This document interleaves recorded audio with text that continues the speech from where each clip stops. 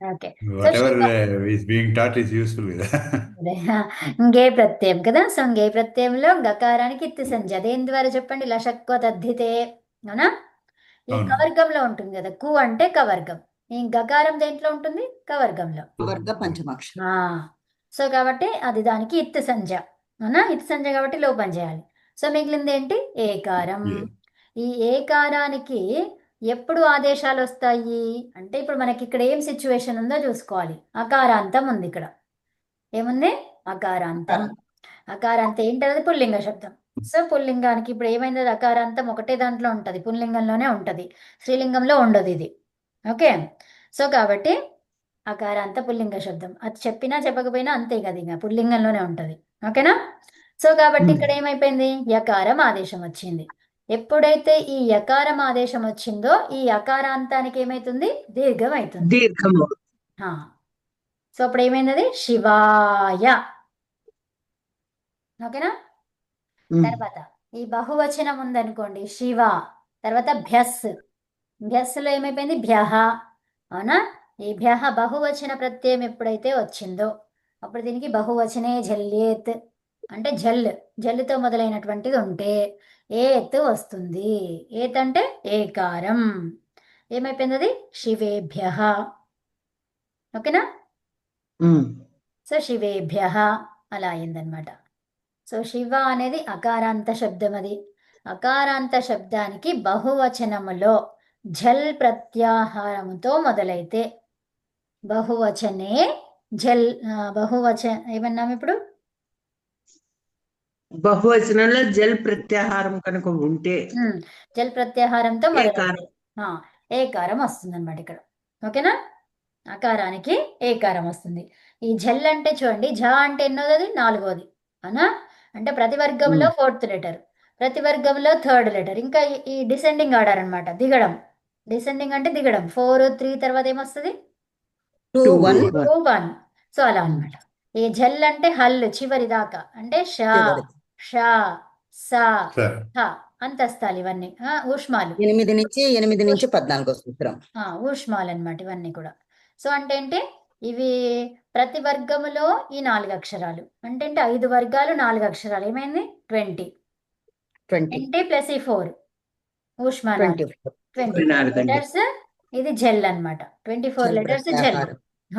అంటే ఇందులో ఏం మిస్ అయినాయి, ఒక పంచమ వర్ణాలు ఒకటి మిస్ అయింది, తర్వాత అంతస్తాలు మిస్ అయినాయి. అవి 4 ఇవి 5 9, ఈ 9 మిస్ అయినాయి హల్లులలో కదా. అంతే. జల్ అంటే ఏం చెప్తారు మీరు, పంచమ వర్ణాలు, తర్వాత ఇంకోటి ఏంటి, అంతస్తు విహాయ. అంతస్తాలు వదిలేసి. తృతీయ ద్వితీయ ప్రథమ ఏది తక్కువ ఉందో అది చెప్పండి ఇంకా. సో ఇప్పుడు పంచమ వర్ణాలు అంతస్తాలు విహాయ విహాయ అయిపోయింది, జల్. హయవరటు యమగణనం అంతే. ఓకేనా. కదా. అంతే అండి. హయవరటు యమగణనం. అంతే. హా తీసుకోద్దు, యవరట్. ఎవరట్ యమగణనం. అంటే యమ్. అవునా, యమ్ అన్నమాట.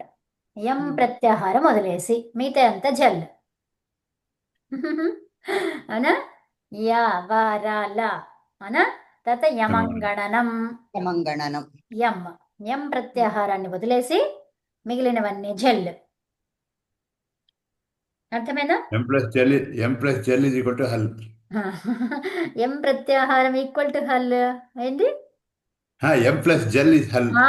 ఎం ప్లస్ జల్ ఈస్ హల్, కరెక్ట్. హల్ కాదు, ఎల్ అవుతుంది అది. హయవరట్ నుంచి కదండి. అప్పుడు ఎల్ అనాలి మనం. హయవరట్ నుంచి కదా అండి. హయవరట్ నుంచి తీసుకుంటే అప్పుడు ఏమవుతుంది, ఓకే ఓకే. అది హా పోతుంది. తీసుకుంటే హల్ అవుతుంది, కరెక్టే మీరు అన్నట్టుగా హల్ అవుతుంది. కానీ ఇప్పుడు మనం యా ఇక్కడ జల్లులో జల్ అంటే 14వ సూత్రం కూడా కలిసింది కదా మన, అందుకోసం ఉంది. అంతే, ఇక్కడే వచ్చేస్తుంది, మొత్తం హల్లులన్నీ మళ్ళీ మొత్తం వస్తుంది హల్లులు అనమాట. వచ్చేస్తాయి. సో ఎల్ అన్నా హల్ అన్నా ఒకటి కదా. సో అదండి, అర్థమైందా. ఓ అర్థమైంది మేడం. సో అంతస్థాలు తర్వాత పంచమ వర్ణాలు వదిలేస్తే జల్ అన్నమాట. బహువచనే జల్భ్య. ఏమన్నాము, బహువచనే జల్భ్య.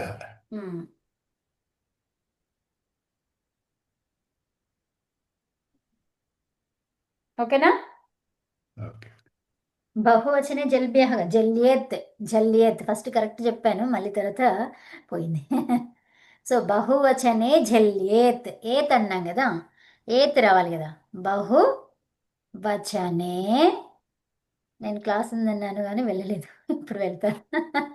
రేపు పెట్టేయండి, రేపు చూస్తాం రండి మేడం. జల్యేభ్యః జల్యేత్ రే ఏత్. ఓకే, జల్ ఏత్ అన్నమాట. జలి, ఇక్కడ జల్ అంటే ఏంటండి? జలి. ఉప్స్, జలి అత్. ఏత్, అత్ కాదు ఏత్. ఇక్కడ ఈకారానికి యకారం వచ్చింది కదా, అందుకని ఏత్ అయింది, జల్ ఓకే. ఏత్ అయింది. జలి అంటే పరంగా ఉండాలి, జల్లు వర్ణాలు పరంగా ఉండాలి. ఉంటే అప్పుడు ఇక్కడ ఏమొస్తుంది? ఏకారం. ఏత్ అంటే ఏంటండి? ఏకారం. ఏకారం. దేంట్లో? బహువచనే. అర్థమైనా? బహువచనములో ఝల్ ప్రత్యాహార వర్ణముతో ఉన్నటువంటిది ఆదిగా ఉంటే ఇక్కడ అంగంలో ఏమొస్తుంది? ఏకారం. ఓకేనా? బహువచనే ఝల్యేత్, ఇదొక్కటి గుర్తుపెట్టుకోండి అమ్మా, ఈరోజు కొత్తగా నేర్చుకున్నారు మీరు ఇది. ఒక సూత్రము, బహువచనే ఝల్యేత్. ఇది రేపు చూద్దాం. ఓకేనా? రేపు ఓకే దీని అండి. గురించి మనం మాట్లాడుకుందాం మంచిగా. ఓకే, సరే మణి. ఆ, ధన్యవాదాలు. మళ్ళీ ఇప్పుడు బహువచనే 5 గంటలకు మొదలవుతుందండి గురువారం. రేపు ఎవ్రీ థర్స్డే రోజు 4:30కి స్టార్ట్ చేస్తా నేను. కాకపోతే మీరు 5కి 5కి రండి, అంటే 4:30కి రాగలిగితే మంచిది. 5కి వచ్చినా కూడా మీరు ఏం మిస్ గారు. ఓకేనా? అదే రెండో సెషన్ చూడొచ్చు. అంతే. ఓకే. Yeah. లేదు రెండో లేదు, వస్తాం సెషన్లో కూడా అంటే నేను అదే ముందు తెలుసుంటే మేము అసలు 4:30కి వచ్చేసేవాళ్ళం. ఐ నో కరెక్టే, నేను మర్చిపోయినా అది పెట్టడం, దాంట్లో మెసేజ్ పెట్టడం మర్చిపోయినా. అదే. నేను 4:30కే వస్తానమ్మా రేపటి నుంచి. రేపు కూడా రండమ్మా. 4:30కే వస్తాను. అదే రండమ్మా. నేనే మొత్తం అంటే ఇంకా లేట్ అయిపోతుంది, చాలా మొత్తం అయిపోతుంది. మనం ఒకసారి శాంతి పాఠం చెప్పేసుకుందామా? వెళ్ళండి. ఓం శాంతి శాంతి శాంతి. ఓం నమస్తే అండి అందరికీ, ధన్యవాదాలు. నమస్తే. ధన్యవాదాలు.